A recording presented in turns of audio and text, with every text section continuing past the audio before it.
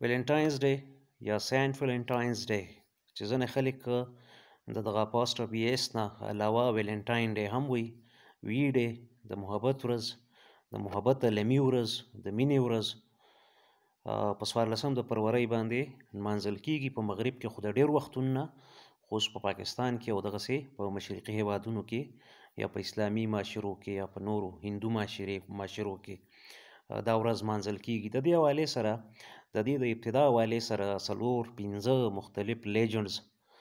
یا اساطیري غوندې قصې دي یا فرضي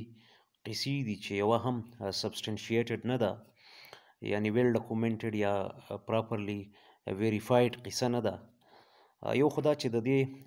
شروع کېدل چې دي نو دا تقریبا د نن 1900 کاله وړاندې د دې شروع شوې ده، او د دې ریښې عیسايي او دغسې د دې ترڅنګ رومن کلتور نه هم شته، یعنی د دې په جرړو کې رومن تهذیب اثرات هم شته د دې ورځ د نمانځلو او د عیسايي تاریخ هم. خو فی الحال دا نه رومن دی او نه عیسايي دی، بلکې دغه مذهبي نه زیات دا ثقافتي او کاروباري غوندې ورځ ده او په دې ورځ باندې مختلف قسمه خبرې کېږي. راځم دغه 2-3 لیجنډ یا دغه 2-3 قصو ته چې دې حوالې سره کېږي. یو خو دا چې مشهوره خبره ده ټول نه زیاته چې سینټ آینسټاین سینټ ویلنټاین دا په یوه راهبه باندې یا نن باندې یا کم د چرچ په خدمت چې کم مامور جینکۍ یا چرچ ته چې واده شوي او قسم د چرچ خدمت ته وقف شوي په هغو باندې او په راهبانو باندې یا پادریانو باندې یا سینټس باندې یا څومره چې مذهبي راهبان دي نو په هغې باندې هر قسم انساني دغه جنسي رشتې او داسې تعلقات او واده دا منئ او د دې انجام ډیر خراب وي د هغې په مذهب کې، په عیسایت کې، په رهبانیت کې. نو ویلی شي چې سینټ ویلنټاین په خپله یوه راهبه مین شوی، غوښتو تعلق ورسره وساتي، جسماني هم او دغسې رومانوي هم او جنسي هم. نو لارې نه بیا مونږ ته بیا یو ورځ په دې باندې هغه کنوینس کړه چې ما خوب لیدلی دی، ما ته خوب کې داسې بشارت میلاو شوی دی چې که په 14 د فروری مونږ سره فزیکل تعلق یا رومانټیک تعلق یا سیکشوال ریلیشنز وساتو نو دا به زمونږ لپاره ګناه نه وي. خو دا قیسې دي فرضي او مختلف ورجنو کې دي. نو دی نږدې شو، نن کنوینس شوه یا کومه خادمه چې وه او بیا خلک خبر شو، د خلکو د خبرېدو انجام مونږ او تاسو ته پته ده چې په عیسايي مذهب کې یا په قدامت پسند پس منظر کې یا په کلیسا کې دننه داسې کېدل د هغه خلکو دپاره چې هغه راهبان دي، په هغو باندې داسې قسم تعلقاتو ایون د ایکسټرا د غیر ازدواجي خو یو طرف ته په هغې خو باقاعده پراپرلی نکاحونه هم بند وي. نو هغې که داسې کار وکړي نو ظاهره ده د دې سزا مرګ و دواړو ته میلاو شوه. نو چونکې ویلنټاین ویلی شي چې د دغه راهب نوم و، نو بیا وروسته خلکو ته احساس وشو چې دا خو یو فطري جذبه ده او بس دې سره ظلم شوی دی چې دا قتل شوي دي یا وجل شوي دي. نو د دې دا ورځې د محبت د شهیدانو ورځ وګرځوله، ویلنټاین ډے شروع شو. دا یوه قصه ده، ما څنګه په ابتدا کې 2-3 وارې وویل چې دا لیجنډز دي، مختلفې قصې دي. یوه دا ده چې په 3مه صدۍ کې یو کینګ زما نه اوس د هغه نوم هېرېږي، هغه ته ضرورت و، پخوا خو هر چا ته اوس هم د جنګ دپاره د ځوانانو ضرورت وي، هر وخت ایکسپینشن، هغه وخت کې خو امپیریل ایکسپینشنز کېده، یعنې ډېر زیات سلطنتونه وسیع کول او د هغې دپاره جنګونه کول. نو چې په 3مه صدۍ عیسوي کې یو باچا ته خلک نه میلاوېده، ځوانان د فوز کې د برتۍ دپاره د جنګونو دپاره. نو هغه اسسمنټ یا اندازه یا سروې وکړه او دا اندازه ورته ولګېده چې کوم خلک ودونه کړي نو هغې جنګ ته زړه نه ښه کوي، ځکه چې بچي، ښځه، یو ذموارۍ احساس او جنګ خو د مرګ سره لوبه ده، په جنګونو، په مهماتو، په کمپینز باندې وتل. نو چې هغه ته کله دا پته ولګېده چې ما ته رنګوټان نه میلاوېږي، ریکروټس راته نه میلاوېږي، نو په ودونو یې بندیز ولګو. نو په دغه زمانه کې وایي چې یو سینټ ویلنټاین هغه په مذهبي بنیادونو او په اخلاقي بنیادونو او په عیسايي بنیادونو د دې حکم د دې شاهي فرمان مخالفت وکړو، در پرده پټ په پټه د هغه خلکو ودونه کول چا چې غوښته چې یو بل سره واده وکړي د ځوانانو هلکانو جینکو په منځ کې د هغوی نکاحونه یې تړل یا هغوی انکرج کول او ادروایز یو قسم بغاوت یې کو د باچا د امر نه. او باچا خبر شو چې دی پټ په پټه خلکو ودونه کوي او چې ودونه کوي نو بیا خو د خلکو قرار راځي په لکه یو کور ته یو ذمواري راځي ما ته جنگ دپاره خشاک نه میلاویږي. نو باچا سلامت دی ووجو. دا یو بله سټوري ده. یوه دا ده چې څوک سینټ و هغه په کوم جرم ګیر شوی و په جیل کې یا د ویلنټاین په نوم یو کس و چې د جیلر په لور باندې مین شوی و ورسره ډېره مینه و د دار د سر نه یې خط لیکلی ورته د مینې اظهار یې ورسره کړی و په هغې کې په اخره کې سیګنیچر یا د کټسي په طور باندې لیکلي و چې دا یور ویلنټاین. نو ویلی شي چې دا د هغه په یاد کې نمانځل کېږي. خبره دا ده چې د دې ریښې یا د دې روټس چې کوم دي نو دا رومن تهذیب سره هم شته ځکه په رومن کې د کاپوکالیا په نوم باندې هم دغسې یو د زرخیزۍ یو تهوار به کېده په دې میډ فبروري کې سپرلي د راتګ دپاره څنګه چې موږ د نوروز خبرې کوو یا په نورو سیمو کې مختلفو سیمو کې اکثر د دې موسم د سختو نه د وتو ښه موسم ته د تلو تهوارونه به ونویلی شي چې دغه کاپوکالیا تهوار چې و نو دغه د زرخیزۍ د مینې د ودونو تهوار و او دا په 15 یا 14 د فروری به په رومن تهذیب کې نمانځل کېده. په دغه ورځ به هم میانانو د خپلو محبوباو یا د خپلو معشوقو نومونه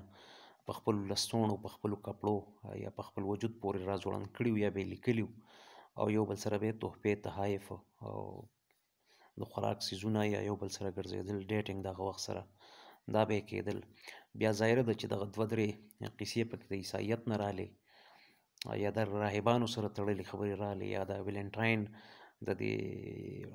مشکوک کرکټر مشکوک مې په دې حساب ووایو چې دا یو هم ډاکومنټډ قصه نه ده دا یو هم تاریخي صداقتونو باندې څنګه چې معیارونه دي ساینسي د یو واقعي د یو انفارمیشنز د ویریفیکیشن دپاره نو هغه داسې ډاکومنټس نشته چې دا ویریفای کړي. خو انیوی نو رومن تهذیب نه دا تهوار وخت په وخت راتلو بیا دلته د ویلنټاینس دغه کوینسیډنس یا حسن اتفاق ورته ویلی شي چې دلته په دې 3-4 لیجنډس کې یو واقعه ورسره د دې نه هم وشو او دا هم په میډ فبروري کې دا واقعات وشو. نو بیا خلکو نمانځل شروع کړو. دا ویلی شي چې د هغې نه وروسته خلکو ته احساس وشو. یو واقع د یو لیجنډ دا هم دی چې پخواني چې کوم